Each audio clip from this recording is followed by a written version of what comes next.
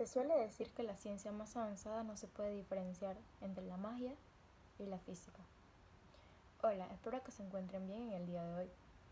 De manera de esta modalidad virtual, vamos a explicar la luz y la física cuántica. Los integrantes de este grupo es Larisa Quintero y mi persona Lía Romero. A finales del siglo XVII se propusieron dos teorías para explicar la naturaleza de la luz, la teoría de partículas y la teoría ondulatoria. El principal defensor de la teoría de las partículas fue el señor Isaac Newton, y la teoría ondulatoria era apoyada por Christian Huygens, un matemático y científico holandés 13 años mayor que Newton. Cada una de estas teorías intentaba explicar las características de la luz observables en esta época. Una de estas características importantes son la propagación rectilínea, que la luz viaja en una línea recta, reflexión, cuando la luz incide en una superficie lisa y regresa a su medio original, y la refracción, que dice que la trayectoria de la luz cambia cuando penetra un medio transparente.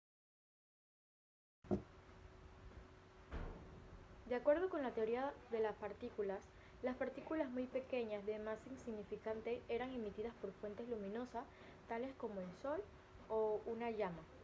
Estas partículas viajaban hacia afuera de la fuente en línea recta con enorme rapidez. Cuando las partículas entraban al ojo, se estimulaba el sentido de la vida. En la propagación rectilínea se explicaba fácilmente el término de partícula. En realidad, uno de los más fuertes argumentos en favor de la teoría corpuscular se basó en esta propiedad. Se pensaba que las partículas producían sombras con contornos bien definidos, mientras que las ondas pueden flexionarse alrededor de los bordes, y dicha flexión de las ondas se llama difracción. En un trabajo publicado en 1690, Huygens escribió: si además prestáramos atención y valoramos la extraordinaria rapidez con que la luz se propaga en todas direcciones, tomando en cuenta el hecho de que proviene de direcciones diferentes e incluso opuestas, los rayos se penetran sin obstaculizarse, por lo que podemos entender que siempre que vemos un objeto luminoso, esto no puede deberse a la transmisión de materia que nos llega desde el objeto, como si fuera un proyectil o una flecha volando a través del aire. Aquí Huygens explicó la propagación de la luz en términos del movimiento de una perturbación a través de la distancia entre una fuente y el ojo. Basó su argumento en un principio sencillo que aún es útil en la actualidad para describir la propagación de la luz. En el principio, él establece lo siguiente: cada punto de una frente de onda que avanza puede considerarse una fuente de ondas secundarias, llamadas ondeletas. La nueva posición del frente de onda envuelve a las onduletas emitidas desde todos los puntos de frente en onda a su posición previa. En 1865, un físico escocés, James Clerk Maxwell, emprendió la tarea de determinar las propiedades de un medio que pudiera transportar luz y además tomar parte de la transmisión de calor y energía eléctrica. Su trabajo demostró que una carga acelerada puede irradiar ondas electromagnéticas en el espacio. Maxwell explicó que la energía en la onda electromagnética se divide por igual entre los campos eléctricos y magnéticos que son perpendiculares entre sí. Ambos campos oscilan en forma perpendicular a la dirección de propagación de la onda. Por tanto, una onda luminosa no tendría que depender de una materia que vibrara. Se propagaría mediante campos oscilatorios transversales. Una onda de ese tipo surgiría de los alrededores de una carga acelerada y cruzaría el espacio con la velocidad de la luz. El espectro electromagnético se extiende desde la radiación de menor longitud de onda, como los rayos gamma y los rayos X, pasando por la radiación ultravioleta, la luz visible y la radiación infrarroja, hasta las ondas electromagnéticas de mayor longitud de ondas, como son las ondas de radio. Si bien el límite para la longitud de onda más pequeña posible no sería la longitud plana, se cree que el límite máximo sería el tamaño del universo, aunque formalmente el espectro electromagnético es infinito y continuo. En cuanto a la teoría cuántica, el físico Alex Max Planck fue el primero en hablar de ella en 1900. Postuló que la materia solo puede emitir o absorber energía en pequeñas cantidades, llamadas cuantos. Por otro lado, el físico Werner Heisenberg desarrolló el principio de la incertidumbre, que sería la clave para entender mejor el mundo subatómico. Para la teoría cuántica no deja de ser una teoría que, a pesar de haber servido para explicar muchos fenómenos, también tiene sus errores. Es lo que trató de explicar la paradoja EPR, postulada por el mismísimo Einstein junto a Boris Podolsky y Nathan Rosen. Estos tres científicos explicaron a través del entrelazamiento cuántico cómo la teoría cuántica era errónea. Este experimento, que no deja de ser otro planteamiento teórico, afirma que puedes conocer el posicionamiento de la otra partícula. Un rayo de luz es lo que sale de un punto a un objeto y es lo que permite ver ese punto. Los rayos se propagan en forma rectilínea y tienen por lo tanto una dirección y sentido de propagación. Este concepto de rayos se aplica por igual a objetos que son fuentes luminosos como a los que no lo son. Una zona más oscura es la sombra, que debido a la propagación rectilínea de la luz, tendrá una forma en relación con la forma del objeto. Una característica importante al seleccionar una fuente de luz es su flujo luminoso, que se indica en la descripción del producto y expresa la cantidad total de luz que la fuente de luz produce en todas las direcciones en un segundo. En cuanto a la intensidad luminosa, es una parte del flujo luminoso que incide en un área de cierto tamaño y depende de la fuente de la luz, del ángulo de la radiación y de la distancia del área medida desde la fuente. Esta es una unidad muy importante y que se puede medir fácilmente usando un luxómetro. Con la iluminación se pretende, en primer lugar, conseguir un nivel de iluminación, interior o exterior, o iluminancia adecuado al uso que se requiere para dar el espacio. Iluminación, nivel, que dependerá de la tarea que los usuarios hayan de realizar. La iluminación se debe distinguir dependiendo de los siguientes factores: la percepción de la luz, la calidad de la luz, la mejora de la luz física en los espacios, intensidad lumínica de diferentes fuentes y lugares de alimentación. En este experimento número 2 vamos a utilizar 4 láminas de 10 por 10, 3 con un agujero en el centro y 1 con un fondo plano. 4 horquillas para sostener los cartones y una linterna. El procedimiento de este experimento es colocar las horquillas para alinear los cartones y con el foco apuntar en el medio de los agujeros para lograr una proyección en el cartón final. Para este experimento necesitamos la mayor oscuridad posible.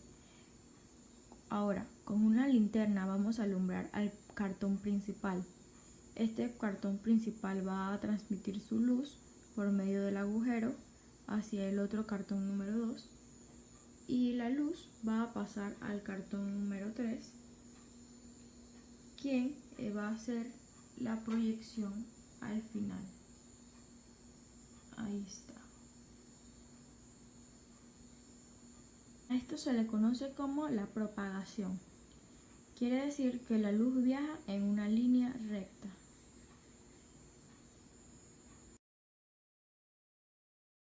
Lo primero que debemos hacer es pegar las velas en el fondo del vaso.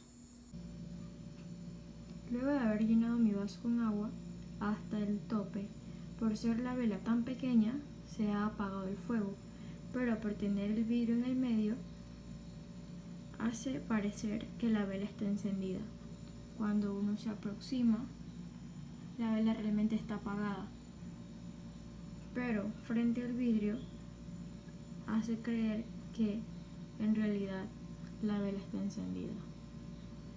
A esto se le llama ilusión óptica.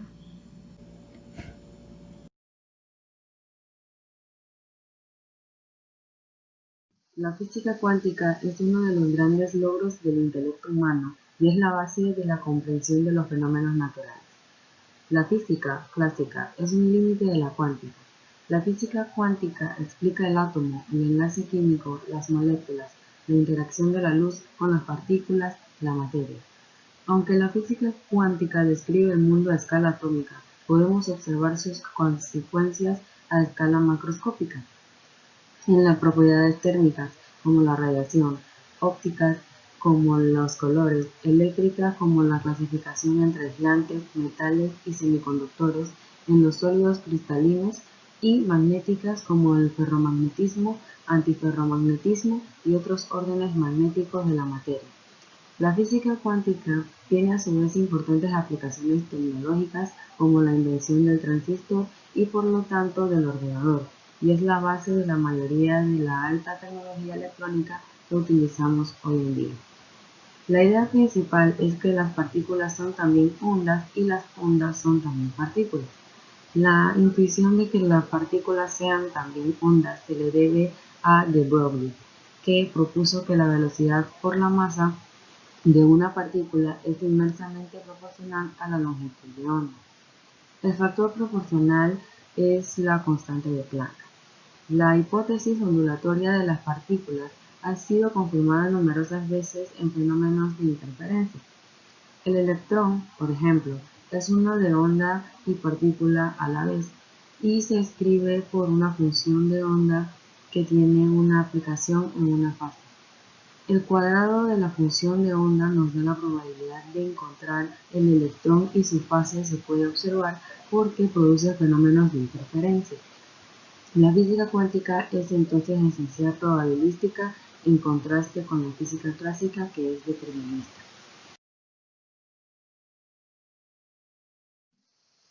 En física cuántica ya no se pueden usar las ecuaciones de Newton para describir la evolución de las partículas, sino que la propagación de la función de ondas asociada a una partícula está descrita por la ecuación de Schrödinger.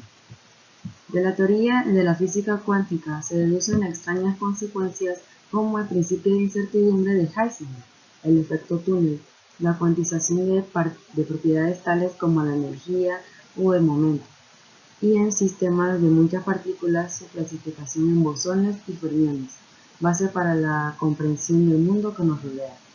La superconductividad es uno de los pocos fenómenos macroscópicos que están descritos por una función de onda que se extiende por todo el material, lo que nos ofrece una oportunidad única para observar las rarezas de la física cuántica a escala humana. La fase de esa fusión de onda es la clave para el uso de los superconductores como los detectores más sensibles del campo magnético, con importantes aplicaciones en medicina.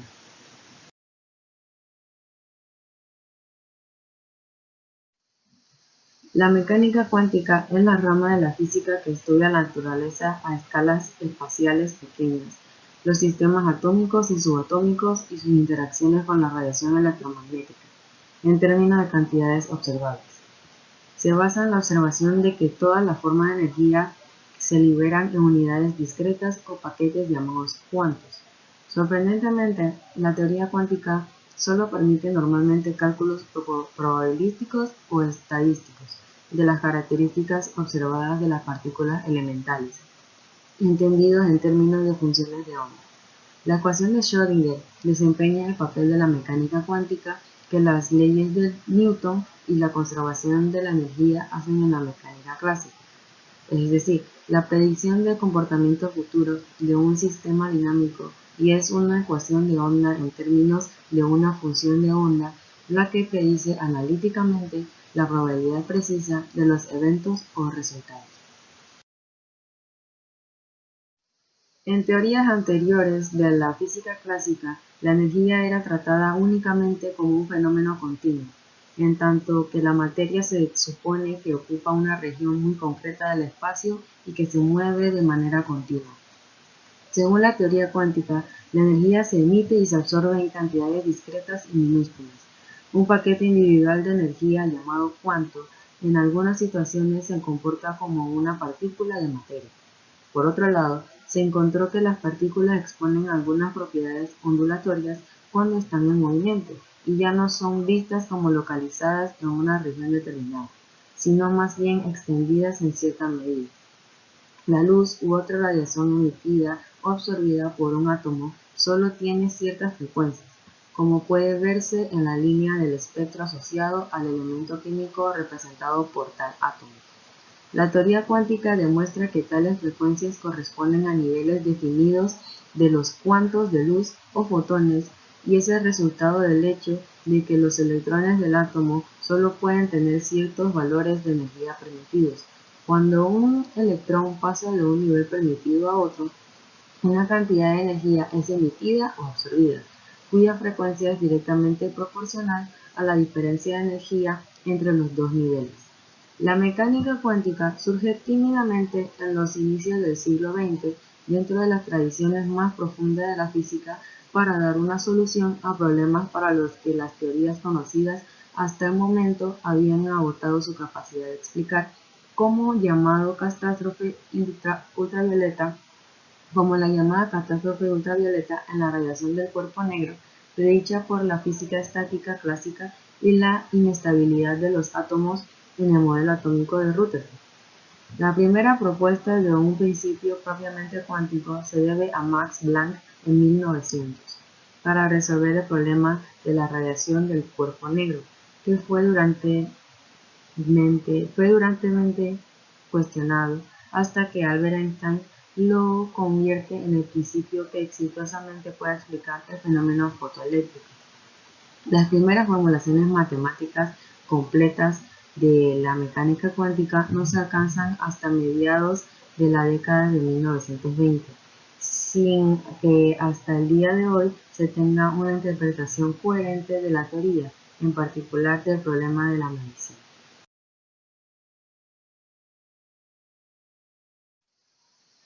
La mecánica cuántica propiamente dicha no incorpora a la relatividad en su formulación matemática. La parte de la mecánica cuántica que incorpora elementos relativistas de manera formal para abordar diversos problemas se conoce como mecánica cuántica relativista, o ya en forma más correcta y acabada, teoría cuántica de campos y más generalmente la teoría cuántica de campos en espacio-tiempo curvo. La única interrelación elemental que no se ha podido cuantizar hasta el momento ha sido la interacción gravitatoria. Este problema constituye entonces uno de los mayores desafíos de la física del siglo XXI. La mecánica cuántica se combinó con la teoría de la relatividad en la formulación de Paul Dirac de 1928, lo que además predijo la existencia de antipartículas. Otros desarrollos de la teoría incluyen la estadística cuántica presentada de una forma por Einstein en Bose y Bose, la estadística de Bose-Einstein, y en otra forma por Dirac y Enrico Fermi, la estadística de Fermi-Dirac. La electrodinámica cuántica, interesada en la interacción entre partículas cargadas y los campos electromagnéticos, su generalización, la teoría cuántica de campos y la electrónica cuántica.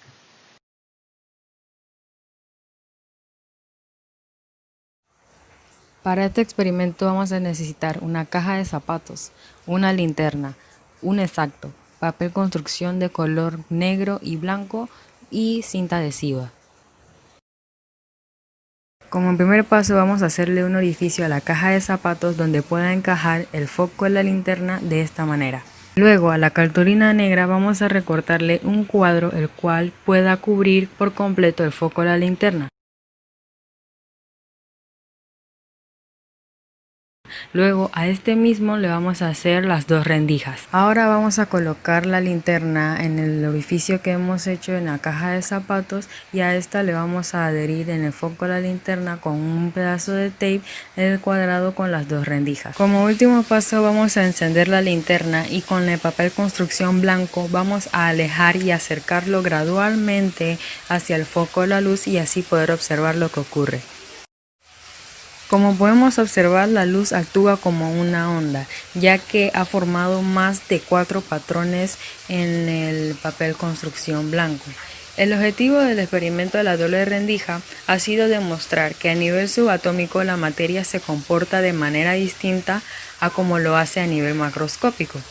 Este experimento es capaz de desvelar dos de las más grandes y desconcertantes verdades de la naturaleza cuántica de la materia. La primera, a escala subatómica, las partículas tienen un comportamiento dual, es decir, la materia se comporta como una onda o como una partícula. Y la segunda, el hecho de observar o no el experimento hace que la materia se comporte como una onda o como una partícula.